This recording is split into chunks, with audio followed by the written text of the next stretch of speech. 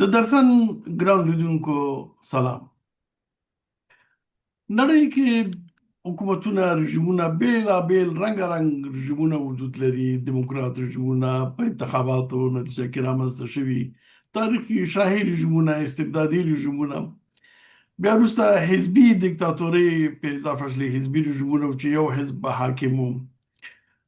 په افغانستان کې اسلامي امارت طالبان دعوا کوي چې زمونږ رژیم اسلامي رژیم دی، شرعي احکاماتو باندې ولاړ رژیم دی د شریعت مطابق.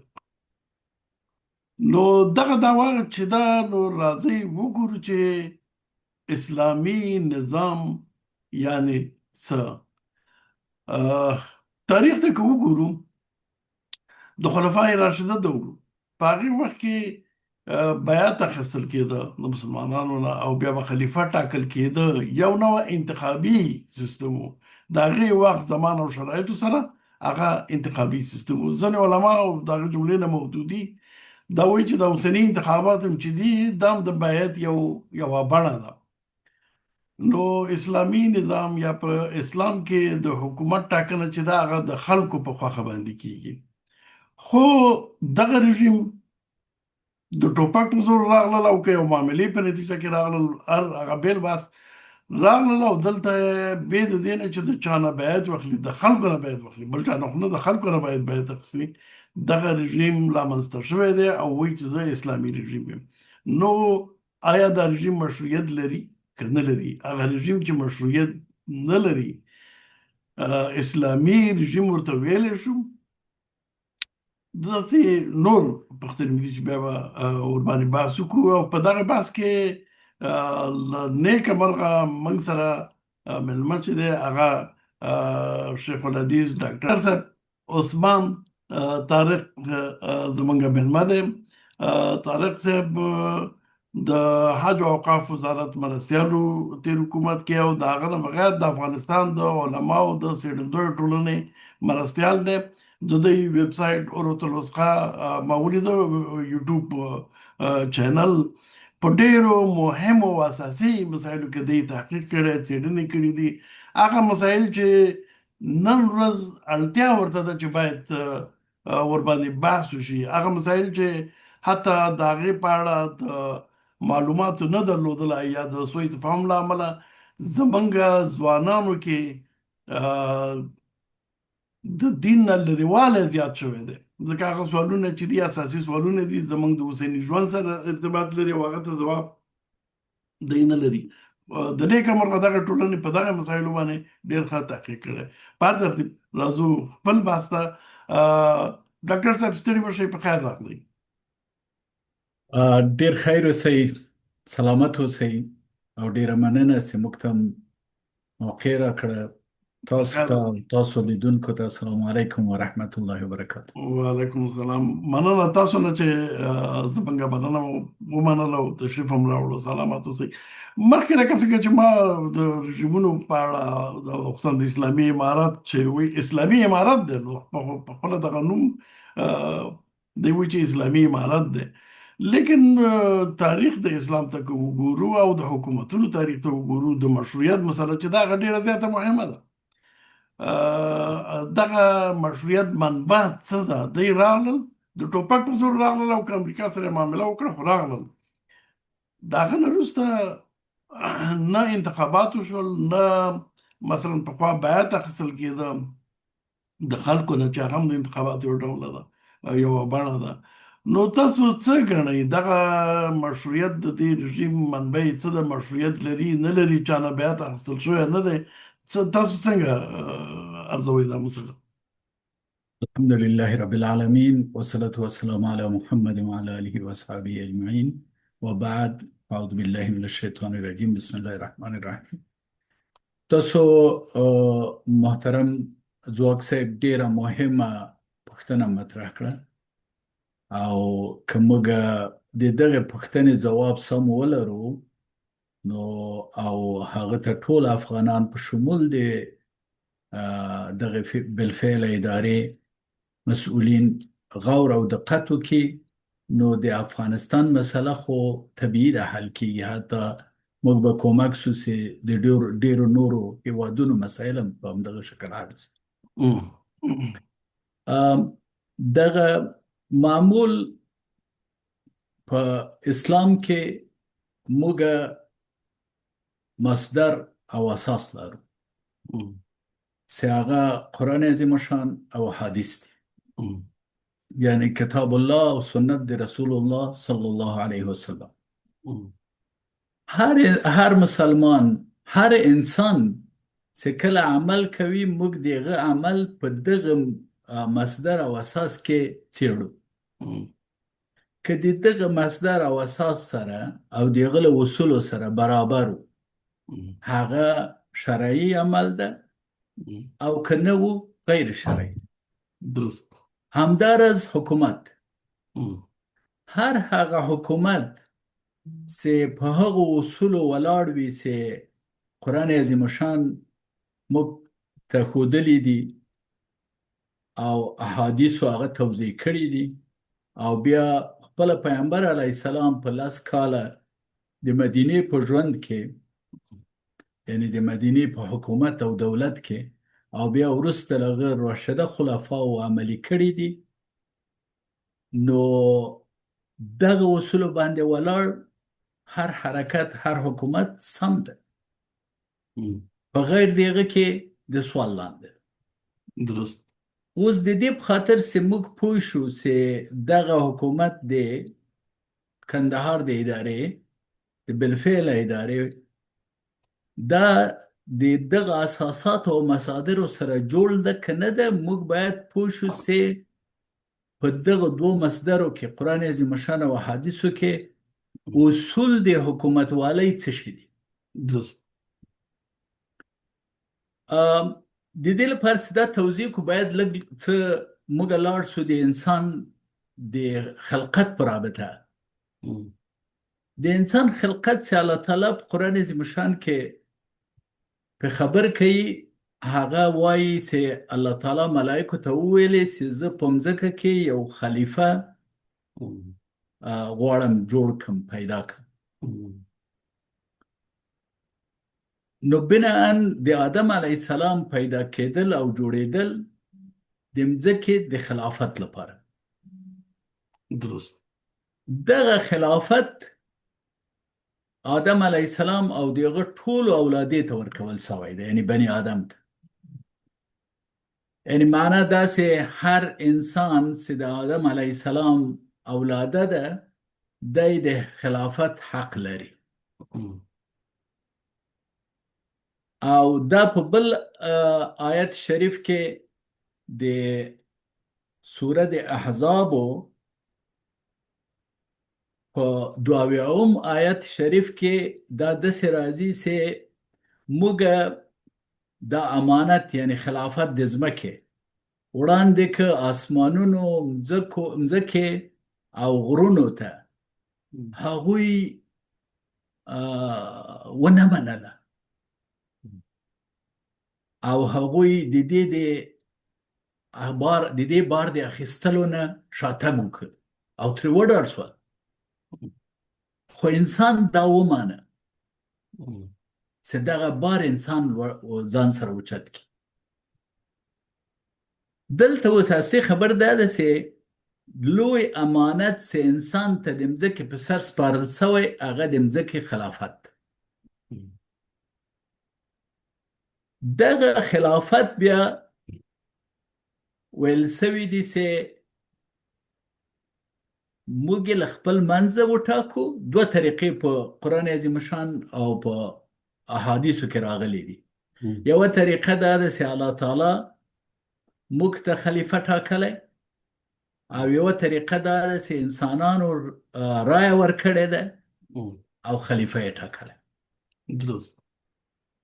د الله تعالی د خلافت، د پادشاه د ټاکلو یا د خلیفه د ټاکلو یو لوی مثال د بقرې په سوره کې ده، چې کله بني اسرائیلو مشران ورغلل او خپل پیغمبر ته یې وویلې چې ته الله تعالی ته ووایه چې موږ ته یو پادشاه وټاکي، او دا د دې په خاطر باندې چې موږ د دغه پادشاه د حکم لاندې قتال وکړو، یعنی جنگ وکړو.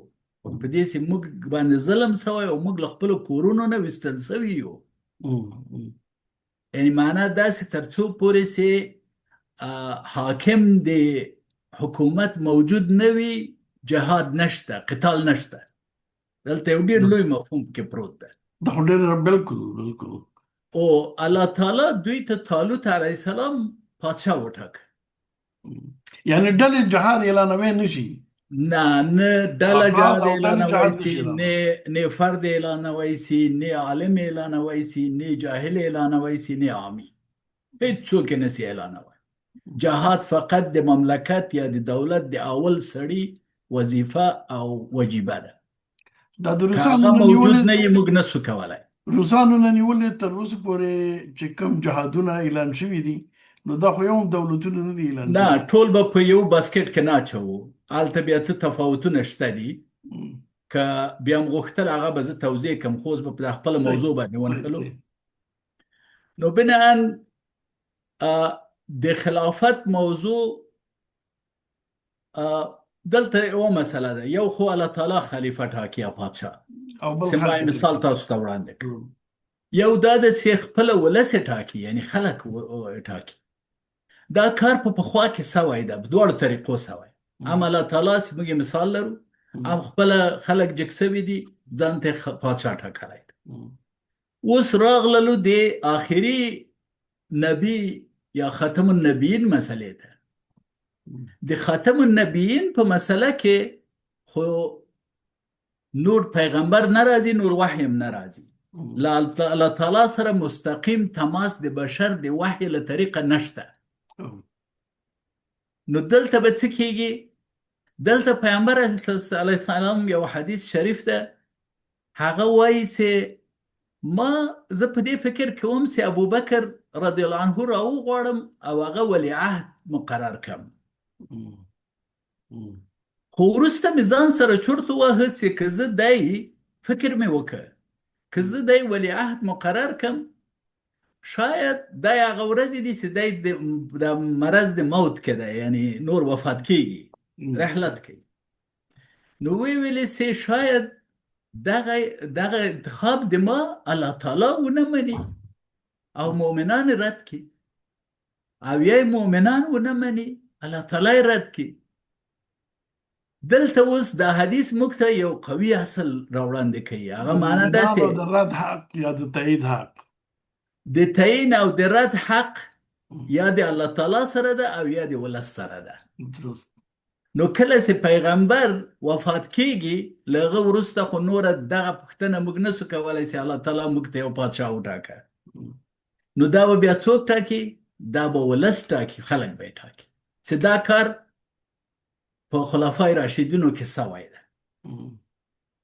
اوس پیغمبر علیه السلام ولیعهد ونه ټاکه او دلیل هم دا و چې ده نه غوښتل چې الله تعالی ناراضه سي او یا مؤمنین هغه ونه مني.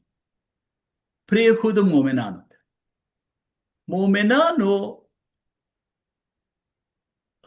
خلیفه پر رأیه ټاکلی ده، بیعت نه. تنها حضرت ابوبکر صدیق رضی الله عنه ته بیعت سوی ده. هغه دلیل څه شي ده؟ د پیغمبر علیه السلام جنازه لا دفن سوی نه ده.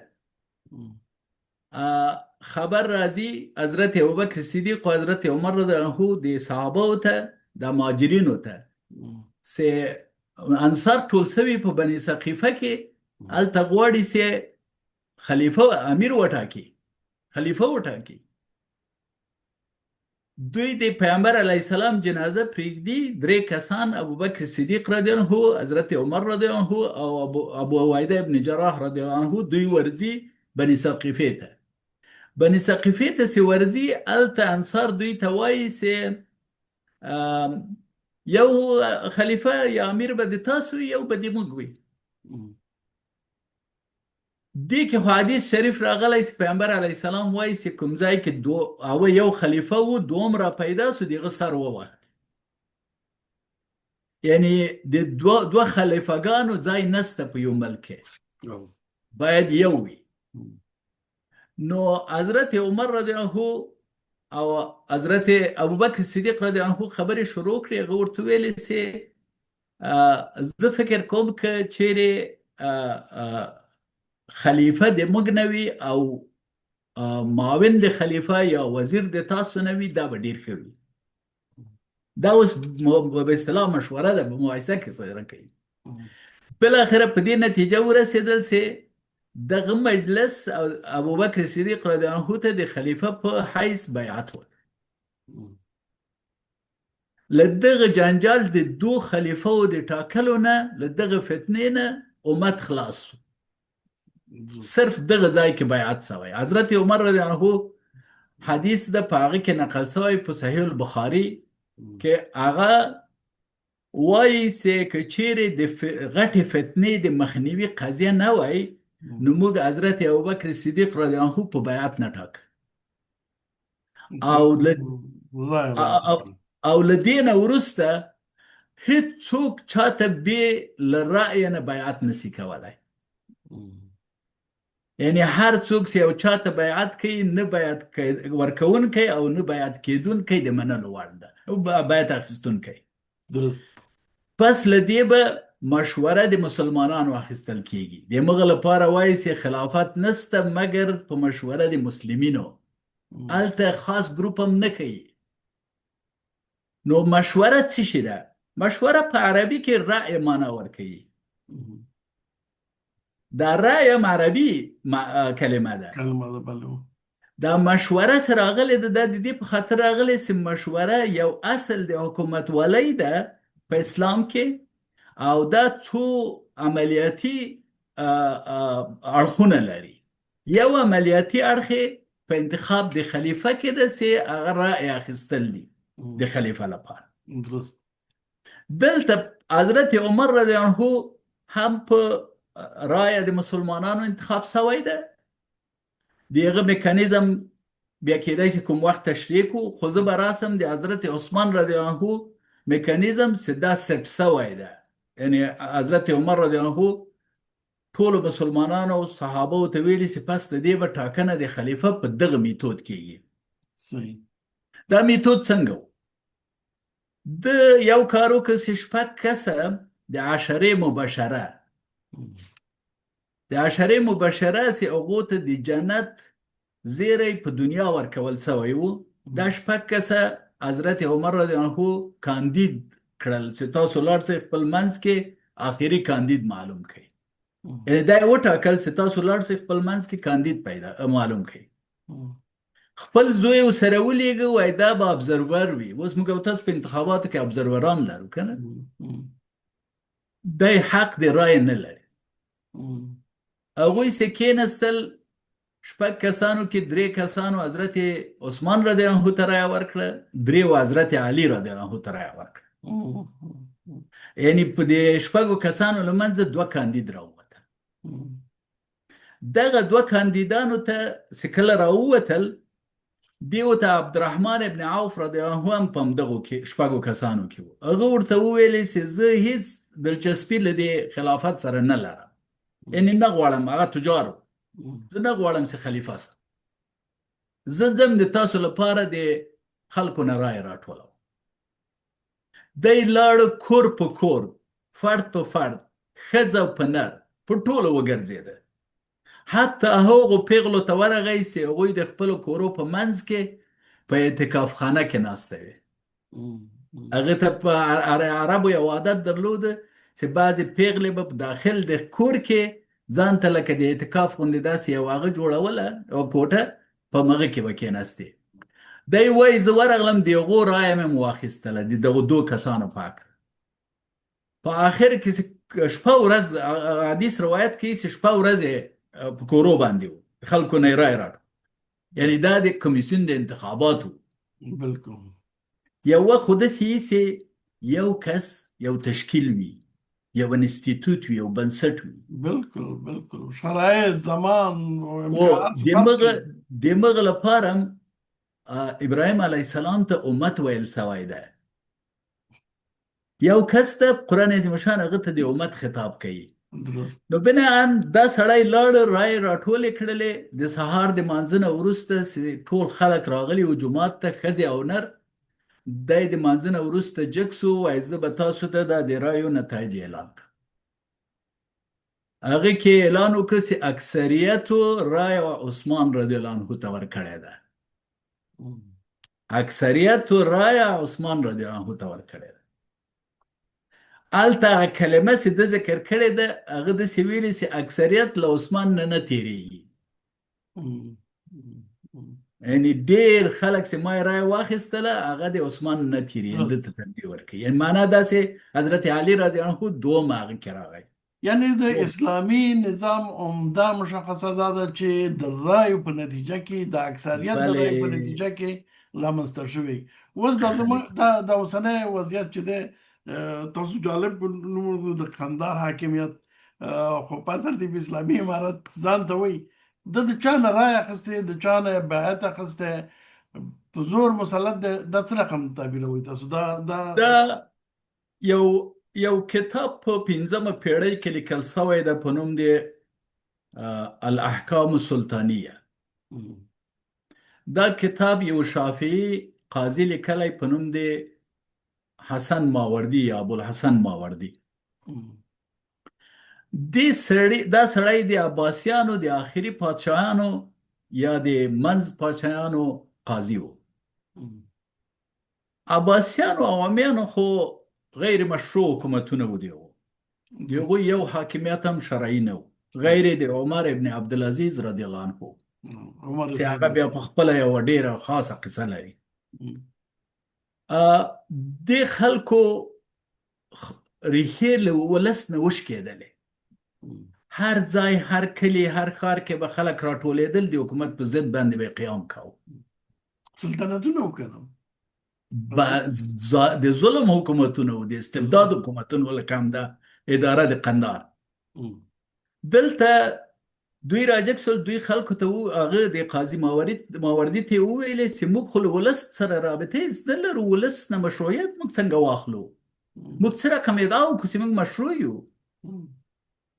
هغه ورته کتاب ولیک هغه په کتاب کې خپل ځان ته د ګریز لارې پیدا کړي دي خو هغه د ګریز لارې په قرآن او سنت استواره نه دي نو بیا خو د ګریز لارې نه دي د فریب لارې دي نو خو خیر یعنی هغه اوس یې بعضې خلک دغه اصول دغه دا کتاب خو ډېر مشهور ده هم په غرب کې هم په شرق کې او داسې فکر کېږي چې یوازینی کتاب چې په سیاست کې لیکل شوی ده په اسلام کې همدا کتاب ده در حالی چې دا مطلق غلطه خبر ده پیغمبر علیه السلام حکومت کړی ده نو سیاست و حکومتداري څه شي ته وایي حکومتوالي خلفای راشدینو حکومتوالي کړی ده هغوی حکومت کړی ده نو موږ خو حکومتونه درلوده اصولو باندې استوارو موږ ته کتاب چا نوی نه دی لیکلی د حکومتوالۍ او سیاست کتاب قرآن عظیم شان موږ ته اصول را کړي دي که موږ هغه اصول عملي کړو د موږ مشکل حل ده خو په هر صورت بل د هارون الرشید عباسي په وخت کې دغه قاضي القضات امام ابو یوسف رحمه الله اوس د امام ابو حنیفه رحمه الله هغه مشر شاګرد او دا د مقننه شورا د احنافو کې یا د حنفي تقنین په شورا کې هغه یو عضو د شپږ درسو کسانو د یو کتاب د هارون الرشید ویلې چې دا د نظام د اصلاح لپاره ماته یو کتاب ولیک د یو کتاب لیکلی په 182 هجری قمری کې یا لغه مخ کې او دا هارون الرشید ته ورکړی ده هغه د حکومتوالۍ د اصلاحاتو بهترین پروپوزل یا طرح ده د موږ احناف هغه خو څه کې نور مذاهب نور علما حتی احناف هم نه دي په خبر او دا کتاب ډیر مهم کتاب د په حکومتوالۍ کې که دغه کتاب هارون الرشید عملي کړی وای دغه په حکومت به اتومات په هغه بدلیده په شرعي حکومت باندې بدلیده نو بناً دغه سړي په خپل کتاب کې څو لارې خلاصې کړي دي یوه لاره یې دا خلاصه کړې ده چې که یو څوک په غلبه باندې راځي حکومت ته دا صحیح ده نو دوی اوس هماغه خط باندې روان. در حالی که امام ابو حنیفه رحمه الله وایي چې بالفعل حکومت چې په زور او په میراث او غلبه راځي او په فریب راځي، هغه شرعي نه ده، هغه بالفعل ده. بالحق حکومت هغه ده چې د خلکو په رایه او انتخاباتو باندې راځي. درست. د خلکو مکلفیت څنګه، یعنی تکلیف د خلکو څنګه کیږي؟ اوس احکامات دي، فرامین دي، دغه حکومت بالفعل حکومت تاسو تعریف اساس نو او بالحق حکومت ورته نشو ویلی، بالفعل حکومت ده. اما بالکل د هغه کتاب چې تاسو یاد کړ د هارون رشید زمانه کې لیکل شوی چون غلبې په نتیجه کې راغلی، نو بیا مشروعیت لري. نه نه، بالفعل حکومت مشروعیت نه لري. اوس نه لري. مثلا زه بل مثال تاسو ته وایم. یو څوک د راځي په یو ولایت کې په زور ځان والی کوي، هغه خو به خپل حکم چلوي، خو مشروعیت نه لري. دا اوس په دې معنا ده لکه اوس مثلا په دا نورو هیوادو کې، غیر اسلامي هیوادو کې خلک حاکم دي، خپل حکومتونه کوي، بالفعل موجود دي. دا بالفعل موجودیت مسله ده. نه خو اوس زما بس سپارم دا مولوي صاحب چې د خلکو تکلیف څه کیږي، د دې فرامین دي، احکامات دي، خلک دا واجب الاطاعت دي که نه دي؟ د نه دې نه اطاعت چې نه کوې، آیا ته باغي یې که څه؟ دغه مسله څنګه نه، ده؟ دلته ګوره، زه خو ډیر د ابو حنفي مذهب په چوکاټ کې درته غږیږم. د حنفي مذهب په چوکاټ کې د غیر مشروع او ظالم حکومت په مقابل کې سیاغه خلق تحقیروي، توهینوي، چون دغه تحقیر او توهین د خلکو په بازار کې د نور ولس تر مخ دام غیر شرعي ده. نو بناً د داسې حکومت په مقابل کې قیام کول جایز دي. ګوره، جهاد او قتال نه، قیام کول جایز دي. او دغه قیام کول د امر بالمعروف او نهی منکر وجیبه پورې مربوطه قضیه ده. دلته باید یو بل فرق هم زه تاسو ته ووایم. هغه دا ده چې معروف خو دی دعوه کوي چې مونږ یې کوو. دغه هم غیر شرعي عمل ده. امر په معروف او نهی المنکر د ولس وظیفه ده د حاکم په مقابل کې، نه د حاکم وظیفه د ولس په مقابل کې. چون ولس ده، ولس باید یو د په اصطلاح د هغه د نظارت د حکومت د میکانیزم، حساب لاره ده. د حساب اخیستنې د حکومت څخه یو میکانیزم باید وي. اسلام کې د امر په معروف او نهی عن المنکر میکانیزم دغه میکانیزم ده. همغه دلیل د استاد حتما اوریدلی دي چې حضرت عمر رضی الله عنه په خپل خطبه کې وویل چې کچېرې زه د الله د لارې نه کوکسم، نو تاسو به څه راسره وکئ؟ یو مقتدي په دې جماعت کې ورته راجګ سو، توره یې راوښکله، وایي که ته د الله له لارې کوکسې، زه به دې په دې توره سیخ کمه. حضرت ابوبکر صدیق رضی الله عنه چې کله قدرت ته ورسېده، یعنی خلیفه سو، دغه اوله خطبه دا وه چې زه په تاسو باندې خلیفه وګرځول سوم، کوم زه په سمه لار روان وم کومک را سره وکړئ، که زه کوږ سوم له سمې لارې نه، ما اصلاح کوي، ما سم کوي. درست. مولوي صاحب ستاسو د خبرو نه چې ما کوم استنتاج کړی، ځکه چې خلک یې اوري، دغه حکومت شرعي حکومت نه ده، دغه حکومت مشروعیت نه لري، د ده په مقابل کې قیام لازم دی، جواز لري. لیکن جهاد یا د جګړې او قتال چون هغه اعلان د حکومت د خوا نه باید وشي، څوک نشي کولی. هغه قتال څه ده، جهاد خو یو ډیره عمومي مسله ده. په دې چې په قرآن عظیم الشان کې د کفارو یا مشرکینو لپاره هم د جهاد کلمه ذکر شوې ده.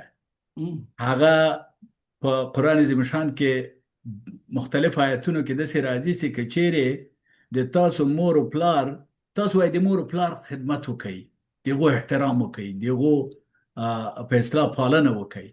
که چیرې هغوی جهاد شروع کړ چې تاسو مشرک وګرځئ، بیا یې اطاعت یې مه کوئ. درست یعنی هغه معنا معنا د داسې د جهاد سعی او کوشش کوشش ده. ده. او که دا د نفقې د راوړلو لپاره وسی، که دا د یو پیشرفت لپاره وسی، که د تعلیم لپاره وسی، دا ټول جهاد ده. قتال په اصطلاح جنگ ده، ولې ډیر قانوني او محدود سوی جنگ ده، او دا له هغه چا سره کیږي چې هغه په انسانانو ظلم وکړي، هغه د انسانانو باندې تجاوز او تعرض وکړي. هغه کې معمول مسله د خارجي روابط او داخلي روابط مطرح کیږي. دا قیام سده دا داخلي ده د مسلمانانو منځ کې، او دا د قتال موضوع سده دا خارجي ده، چې په هغه کې هم موږ یو ډیر قوي کتاب په نوم د سیر کبیر لرو.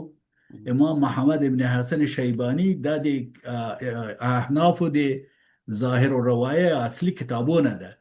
هغه کې دا رابطه د مسلمانانو له نورو غیر مسلمو سره ډیره ښه توضیح کوي. له دغه افراطي تعبیر چې اوس له آیات او احادیثو اخیستل کیږي دا غلط ده، دا صحیح نه ده. هغه کې بیا کېدای شي کوم وخت بل سره په خبره باندې د قتال حکم او څوک د غزان ته حق ورکول چې قتال اعلان کی، یعنی د اوسنی حاکمیت په وړاندې قیام جایز ده لیکن قتال نه. بله، او قیام سره قیام د امر په معروف او نهی عن المنکر هغه لومړی او اوله درجه ده. دا په هغه د ابوبکر جساس رحمه الله چې احکام القرآن لیکلی، هغه کې دغه قول په شپږ اتیاومه صفحه کې له امام ابو حنیفه رحمه الله را نقل کړی ده، او په استناد د حدیث په دې یو حدیث شریف ده. پیغمبر علیه السلام وایي چې دوه شهیدان بهتر شهیدان دي، یو حضرت حمزه رضی الله عنه چې ترې و، یو هغه څوک چې د جابر او ظالم او غیر مشروع پادشاه په مقابل کې ودرېږي او دای شهید راځي. درست. بولی صاحب، چون د دغه امارت د ماهیت په اړه باندې بحث کوو، یو بل بحث هم راځو. دی ځان ته د ادارې مشر چې دی هغه ځان ته امیر المؤمنین وایي، بله، لیکن دغه حاکمیت افغانستان پورې محدود دی. دی دا دعوه کوي چې زمونږ اجنډا چې دا هغه افغانستان پورې ده، افغانستان نه بیرون مونږ هیڅ اجنډا نه لرو. نو امیر المؤمنین د مؤمنین یوازې افغانستان کې دي، او د افغانستان نه بهر مسلمانان دې دایره کې راځي که نه راځي، او که نه امیر المؤمنین چې دی د هغه ساحه ده دغه کې ټول مسلمانان چې دي هغه راځي. امیر المؤمنین یعنی څه؟ دلته یو مهمه مسله چې ده هغه دا ده چې دغه د امیر المؤمنین کلمه دا قرآنی او نبوي اساس نه لري. د ابوبکر صدیق رضی الله عنه ته خلیفة رسول الله ویل کېده، یعنی د پیغمبر علیه السلام خلیفه. حضرت عمر رضی الله عنه ته خلیفة رسول الله. دا دوی ولې داسې دا اوږدېږي، خو دی باندې دوی کار ونه کړي چې کوم خاص مشخص نوم وټاکي، چون دا مشخص نوم ټاکل د سیستم لپاره دا په اسلام کې ډیره مهم مسله نه ده. مهم مسله اصول دي، ماهیت دی. بله، دلته یو ورځ په حضرت عمر رضی الله عنه له نورو صحابو سره ولاړ دی، یو کس راغی غوښتې د سره وغږېږي. په دغه وخت کې ده ته وویلې یا امیر المؤمنین. دا حضرت عمر رضی الله عنه د صحابه یو بل سره وکتل چې دا خو نابلده کلمه ده، خو خوښه شوه د دوی چې دا ښه ده. پس له هغه د حضرت عمر رضی الله عنه نوم امیر المؤمنین یا امیر المؤمنین. هغه خو خلیفه هم کنه، یعنی بینو امارت والی خلافت سره د توپیر څه دی؟ دلته اوس راځو حاکمیت نو بیا ولې خلیفه نه چې ته امارت اعلان خلافت ولې نه وي؟ او دلته اوس مسله څه ده؟ چې دغه نومونه په د قرآن عظیم شان او د احادیثو د روایاتو له نظره اعتبار نه لري. مثلا قرآن عظیم شان کې داود علیه السلام هم پیغمبر و هم خلیفه و، هغه ته پادشاه ویل سوي دي. سلیمان علیه السلام هم پیغمبر و هم خلیفه و، هغه ته پادشاه ویل سوي. ټوله مسله دا ده که ته پادشاه یې، که ته امیرالمؤمنین یې، که ته خلیفه یې، که ته رئیس دولت یې، که ته ولسمشر یې، هر څه چې یې، خو اصول د دین تطبیق کې بیا یې تا حکومت شرعي او اصولي حکومت ده.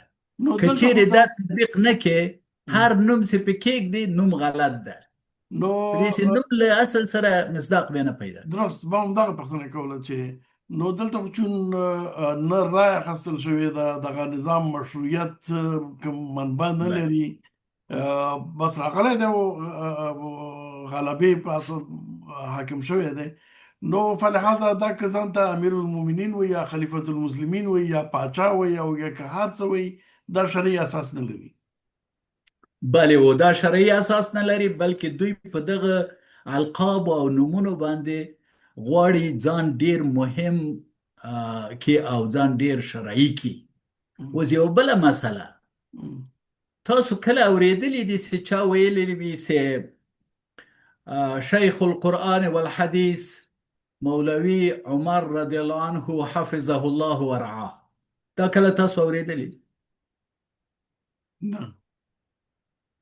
عمر رضی الله عنه دوم خلیفه و، ولې چا ورته شیخ القرآن والحدیث نه ویلی؟ ولې چا ورته حفظه الله ورعاه نه ویلی؟ ولې چا ورته مولوی نه ویلی؟ دغه الفاظ متاسفانه دا ټول جوړ شوي الفاظ دي او دا د اشخاصو د تقدس لپاره جوړیږي چې دا په خپله غیر شرعي مسله ده. چون دا اشخاصو ته تقدس ورکوي، وخت کله چې شخص تقدس پیدا که معنا داسې اساس او اصل تقدس له لاسه ورکوي. یعنی د قرآن عظیم شان د اسلام اصول د تقدس نه لویږي، شخص تقدس پیدا کوي او دا غیر شرعي کار. بعض ډلې خو بیخي دا شرک ګڼي. بله، کله چې شخص تقدس پیدا کوي دا خو بیا شرک ګڼي. زموږ ډله ټول پرې متفق نه وي، خو ځینې ډلې دا شرک ګڼي. پرته د هغې بحثونو خواته نه ځو.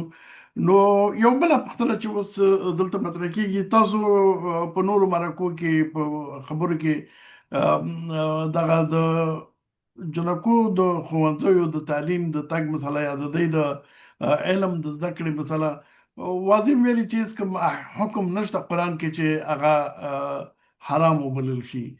د خلکو د اساسي حقوقو مسله ده، د سیاسي ازادیو مسله ده. دغه ټول شیان د ډیرو علماو د نظرونو په اساس باندې تاسو که وګورئ شریعت سره او دین سره برابر نه دي ګڼل شوي، خلاف دغه ګڼل شوي. ستاسو په مرکو کې ډېر موارد دي، هغه ټول ځکه نه یادوم چې بیا ټول بحث په هغې پورې دغه کېږي.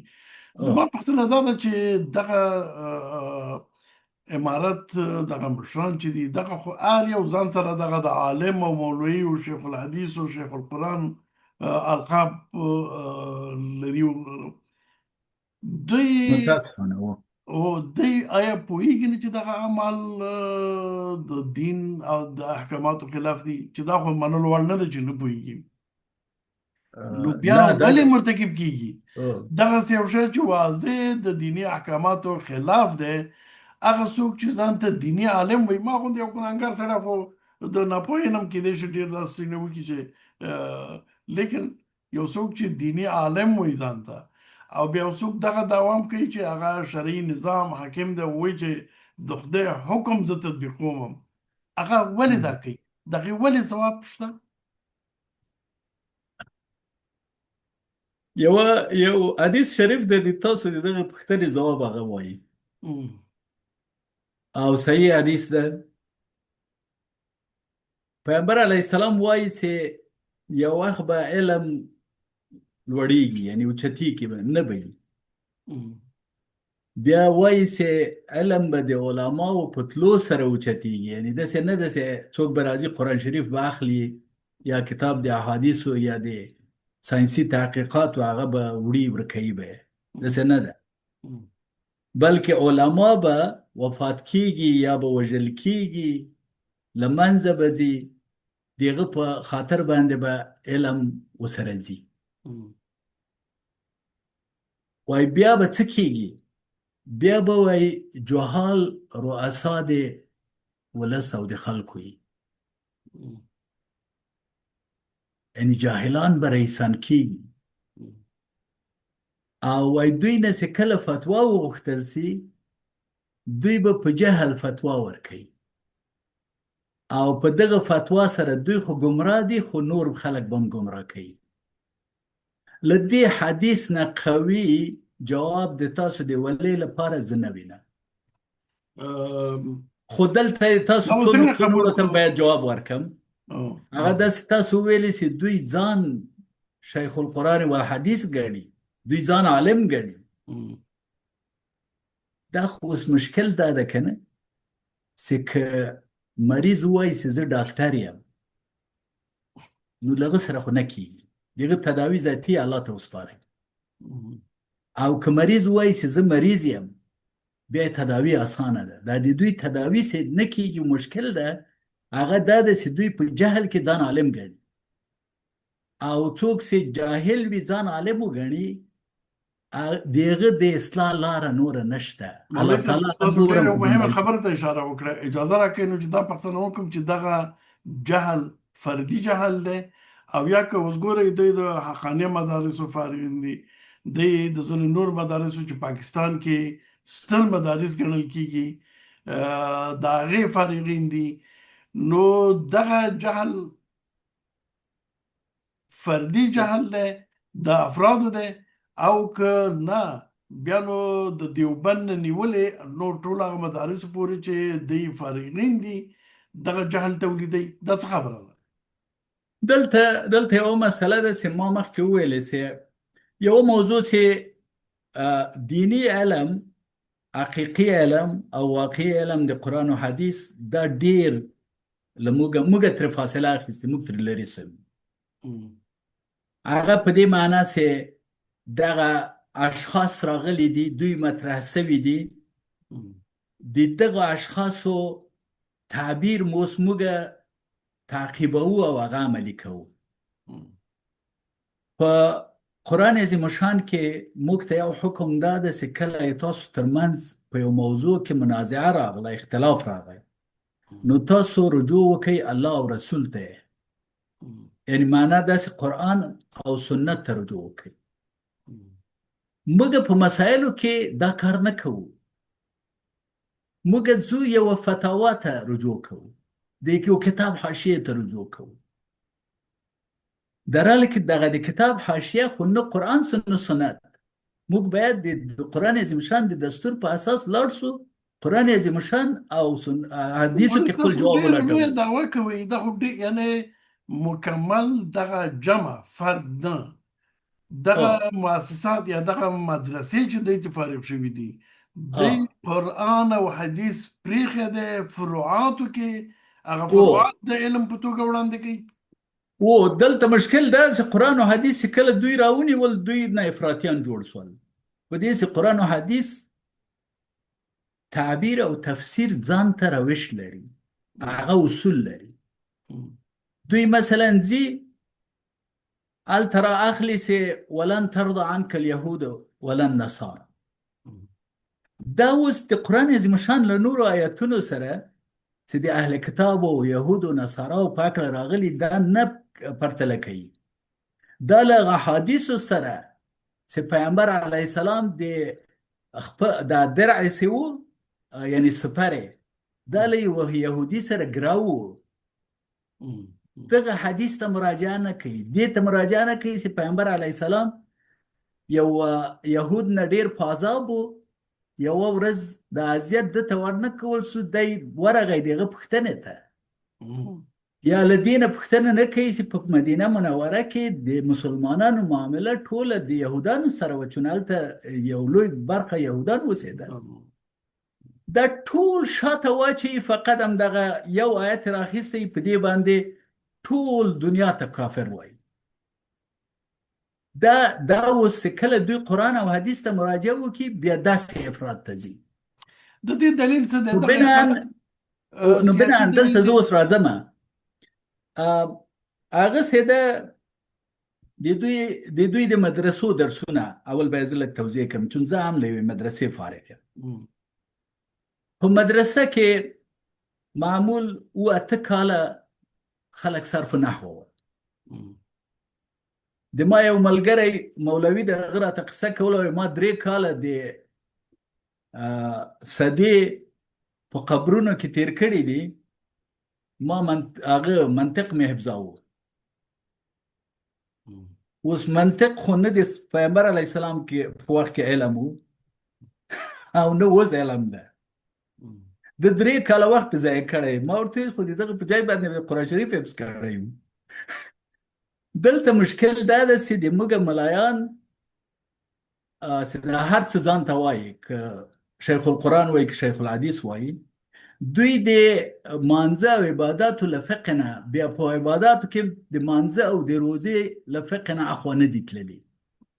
دغه کتابونه ما لیدلي دا په تکرار ویل کېږي. دا ولې بیا پښتنه تکراروم نو بناً موږ ډېر محدود علم لرو. نه که په دې شکل دا پښتنه وکړم چې د مدرسو نصاب په هغه وخت کې چې مدرسو کې ساينس هم تدریس کېده، نجوم تدریس کېده، ریاضي تدریس کېدله، او قرآن او حدیث تدریس کېده، او د دنیا ستر علما رامنځته شول. د هغه مدارسو نصاب ولې تبدیل شو چې دغسې د علم نه لرې شول او د قرآن نه د حدیث نه لرې شول؟ آیا دا سیاسي فیصلې وي، نور عواملو دغه نصاب نزول ولې وکړو؟ یو عامل خو یې د حکومت او دین جلا کېدل دي. ګوره یو موضوع چې موږ لاړ شو هغه ته د پیغمبر علیه السلام حکومت ته او د خلفای راشدینو، هغه وخت کې موږ 3 قوې درلودلې. موږ مقننه قوه درلودله، موږ قضایه قوه درلودله او موږ اجرایه قوه درلودله. د حضرت عمر رضی الله عنه په وخت کې د هغې یوه قضیه له یو صحابي سره پیدا کېږي. هغه دوم خلیفه ده، هغه له دې صحابي سره ورځي قاضي ته، او قاضي ته کینی چې د دوی قضیه ور فیصله کړي. قاضي نه راغواړي ځان ته، او اختیار خودمختاري د قضایه قوې عدالت ده. قضایه حکومه مستقله ده، هغه قوه مستقله. همداسې مقننه قوه به اوس تل کوم ځای رااخلي. قانون په اسلام کې له هغه نه راخیستل کېږي، له قرآن او حدیثو نه. کله چې تا مقننه له منځه ویوړله نو خو ذاتي قرآن او حدیث ته حکومت شا کړه، او دغه کار د امویانو له وخته تر اوسه پورې سوی. کله چې دین ته شا سوله، مقننه قوه په حکومت کې موجود نه وه، علما ناچار سول چې خپله اجتهاد وکړي او مسایل بیرون کړي. همدغه باعث شو چې 4 قوي مذهبه منځته راغله. تفریق راوړي، ځکه تفسیر د هر چا بیل دی او اختلاف نظر طبیعي خبره دا اوس مثلا که یو ډېر خلک پوښتنه کوي، باوجود دې چې په جواب یې پوهېږي که نه، چې د خلفای راشدینو په وخت کې ولې مذهب نه و. هغوی ډېره ښه په ځای پوښتنه کوي. د دې په خاطر چې هغه وخت کې مقننه قوه موجوده وه، قانون هغوی جوړاوه، حکومت جوړاوه، دولت جوړاوه. وروسته چې حکومتونو له مقننې نه په اصطلاح لاس په سر سول، فقها ناچار سول په خپله باندې خلکو ته فتوا ورکړي، چون خلکو روزمره فتوا غوښتله. بنان دا د فقها او قوانین سره وتلي دي. دا خو یو نه و، دا ډېرو فقهاو فتواوې ورکولې. په دغه کې دا 4 راووتل ډېر مهم سو، حتی 5 په دې چې اهل تشیع سیاسي مسله یې اخوا کړو. هغوی د امام جعفر صادق رضی الله عنه له هغه نه پیروي کوي، او هغه یو تابعي ده. د امام ابو حنیفه استاد تیر شوی ده. نو درست. بناء او په مذهبي لحاظ باندې دغه پنځه مذهب راووتل. نور وړه وړه مذهبونه وو. امام اوزاعي رحمه الله هم خلکو پیروي کوله. له سفیان ثوري رحمه الله هم خلکو پیروي کوله. خو د دغه مذاهب کسان ډیر سو دي مختلف دلایل دي. یو داسې دغه مذهبونه قوي وو ډیر. بل داسې دا مذهبونه حنفي مذهب حکومت ته داخل سو. قاضي القضات دی هارون الرشید امام ابو یوسف رحمه الله وو. هغه چیرته قاضیان مقرول ټول هغه کسان مقرول سي دي حنفي فقه یعنی باندې سیاسي دلایل ډیرو په او دې کې نسبت د دینی دلایلو شرعي دلایلو نه سیاسي دلایل ډیرو. او ها زمونږ متاسفانه وخت کم پاتې دی، لیکن تاسو کوم موضوعات چې اشاره وکړله مخکې بحث څنګه وشو ډیر مهم موضوعات و. تاسو د قتال خبره یاد کړه، د جهاد حکم خبره یاد کړله. یو بل موضوع چې ډیر زیات بحث کیږي د انتحار او د چې دوی ورته استشهاد وایي دا خبره ده، او د فردي حقوقو خبره ده. په اسلام کې د فردي حقوقو مسله ده، د ازادیګانو مسله ده چې ما ستاسو دغه اولت الوثقه کې چې وکتل په ډیرو مواردو کې په هغې باندې بحثونه شوي دي او خبرې شوي دي. نو انشاءالله په نورو بحثونو کې به په هغه مواردو باندې وغږیږو. خو د نن ورځې بحث که خلاصه کو بیا هغه مخکې ځل چې ویل دغه څه چې اوس اسلامي امارت په نوم باندې یادېږي دا شرعي حیثیت نه لري، مشروعیت نه لري. د په مقابل کې قیام جواز لري خو قتال نه. تاسو نه ډیره زیاته مننه. کورم ودان سلامت اوسئ. او خو یو شرط بل مسره کېږدئ که دا دوستان په خود راسي او الله تعالی موږ ته هدایت وکړي دوی ته هدایت وکړي نو بیا خو ضرورت قیام تم نه کېږي. دا زمونږ بحث مقصد هم دا دی او ډاکټر که صاحب، الله زمونږ د تعالی بحث دې مقصد موږ دا ته نه دی هدایت چې وکړي ځان او سم الله تعالی کړي، دې دوی ته هدایت وکړي. ځان سم کوي که نه قیام واجبېږي په خلکو ستاسو په وړاندې. بله دغه وضعیت چې دی دا د تحمل نه وځي د خلکو. بله او لکه څنګه چې تاسو فکر کوئ ستاسو دغه حکومت دغسې شرعي بنسټ جواز نه لري چې خلک د دیني مکلفیت په توګه تاسو چې هر څه کوئ هغه ومني. نو د دې هدف او هغه اخري خبر چې زه وکم دغه قوم او ولس او خلکو ته په سپکه کتل دا قرآن عظیم شان ډیر محکم ردی. درست. او هغه د فرعون مثال ورکوي چې فرعون خپل قوم ته په سپکه وکتل، خلکو له هغه نه اطاعت وکړ. یعنې معنا داسې ته چې کله خلک سپکوي او بیا د هغوی نه اطاعت غواړي دا اطاعت هغه معمول اطاعت چې شریعت یې وایي هغه نه ده. نو په همدې باندې به درته ختم کړم. ډېره زیاته مننه. زه مقصد هر وخت په خدمت کې یم چون دا د علم رسول دي ولس او خلکو ته دغه مظلوم ولس ته زه انشاءالله څه وخت تاسو غږ وکړئ زه خدمت کې یم او ډیره زیاته مننه. انشاءالله د مختلفو موضوعاتو باندې به یو سلسله د بحثونو ولرو. تاسو نه ډیره زیاته مننه. ګران لیدونکو تاسو نه مننه چې تر اوسه پورې موږ سره وئ.